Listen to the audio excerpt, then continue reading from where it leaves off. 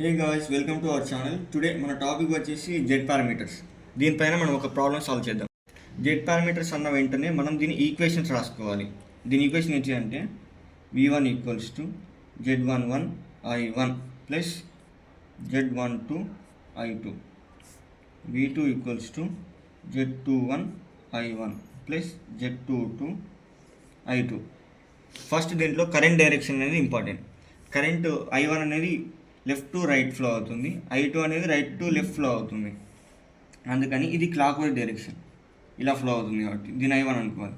ఇది right to left flow అవుతుంది, అందుకని anti clock wise direction i2. మనం జనరల్ అయితే ఏం తీసుకుంటాం, సెకండ్ ఇది థర్డ్ మెష్ అనుకోండి, ఫస్ట్ సెకండ్ థర్డ్ దీన్ని కూడా క్లాక్ వైజ్ డైరెక్షన్ తీసుకున్నాం. ఫస్ట్ మనం ఈ ఈక్వేషన్ సాల్వ్ చేయాలి. మెష్ అనాలిసిస్ ఈక్వేషన్ సాల్వ్ చేస్తే మనకి ఈ ఈక్వేషన్ అనేవి వస్తుంది. ఫస్ట్ మనం మెష్ 1ని సాల్వ్ చేద్దాం. మెష్ అంటే ఏంది, voltage drop equals to voltage rise. ఇక్కడ v1 కాబట్టి v1 ఈక్వల్స్ టు 5 + 1 6 i1. ఇంకా ఏంది, 1 అనేది మెష్ 1కి కామన్ ఉంది, ఇది మెష్ 3కి కామన్ ఉంది, అందుకని -i3. ఎందుకంటే ఇది కరెంట్ ఇట్లా ఫ్లో అవుతుంది, ఇది ఇట్లా ఫ్లో అవుతుంది, ఆపోజిట్ డైరెక్షన్ ఉంది, అందుకని మైనస్ వస్తుంది. దీని ఈక్వేషన్ 1 అనుకోండి. ఇంకా ఇప్పుడు థర్డ్ మెష్ అనుకోండి, ఈ థర్డ్ మెష్, ఈ సెకండ్ మెష్ 0, ఇక్కడ వోల్టేజ్ ఏం లేదు, అందుకని 0 ఈక్వల్స్ టు 4 5 6 7i3 మైనస్ వస్తుంది.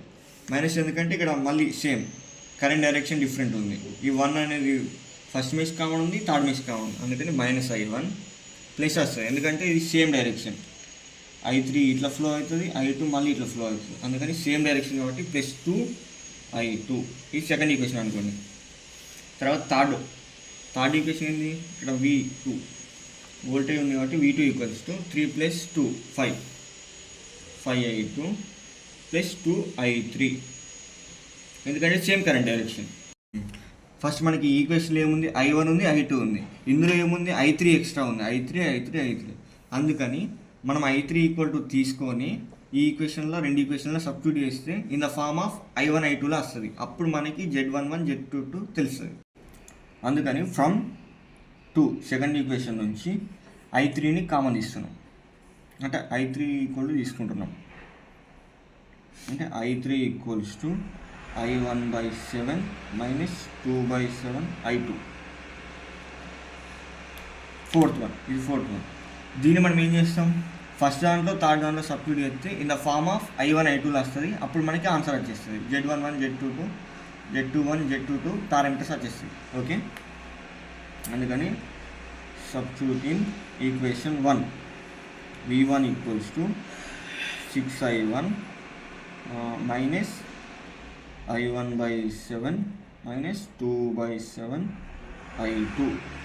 తర్వాత v1 equals to 6i1 -i1/7 +2/7 i2, minus of minus plus. Okay, మళ్ళీ ఇక్కడ v1 ఈక్వల్స్ టు, దీన్ని మనం సింప్లిఫై చేయాలి. 6 7 42 42/7 -i1/7 +2/7 i2. v1 equals to 42 - 1. Denominator same ఉన్నప్పుడు న్యూమరేటర్ని డైరెక్ట్ చేసుకోవాలి. 42i1 - i1 equals to 41/7 i1 +2/7 i2.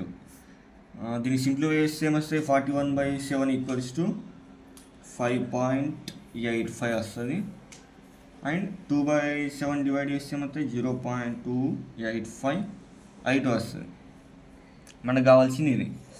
దీన్ని ఏమనుకోవాలి మనం, ఇది ఈ ఫామ్లో ఉంది చూడండి, దీన్ని z11 అనుకోవాలి, దీన్ని z12 అనుకోవాలి. ఓకే, మనకి ఫస్ట్ ఈక్వేషన్ వచ్చేసింది. మనకి సెకండ్ కావాలి.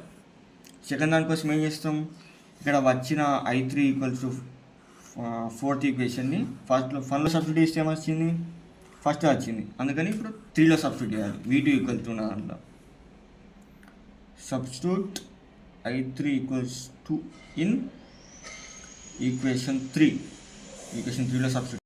ఓకే, సబ్స్టిట్యూట్ చేద్దాం. v2 equals to 5i2 + 2 of I1/7 minus 2/7 I2. దీన్ని సింప్లిఫై చేయాలి.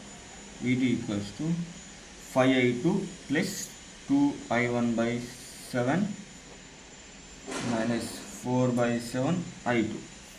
V2 equals to 2/7 I1. దీన్ని రాసుకున్నాం. తర్వాత దీన్ని simplify. 5 7 35 minus 4 31 minus 31/7 I2. V2 equals to 2 divide by 7 ఏంటిది 0.285 I1 minus 31/7 equals to 4.42 something వస్తుంది I2. దీని ఏంటిది కంపేర్ చేసుకోవాలి. V2 equals to Z21 I1 plus Z22 I2. I1 ఉంది I2 ఉంది, I1 ఉంది I2 ఉంది, అందుకని దాని కోఎఫిషియెంట్ చూసుకోవాలి. Z21 ఈక్వల్స్ టు ఏమవుతుంది ఇది అవుతుంది, ఇది Z22.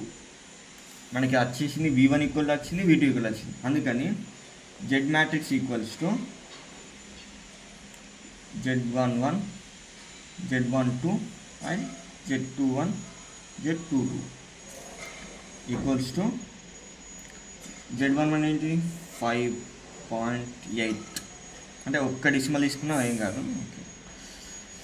Z12 equals to 0.285, Z21 equals to 0.285, Z22 equals to -4.42. Thank you friends. ఇలాగే మనం అన్ని వీడియోలు చేస్తాం. Please support my channel.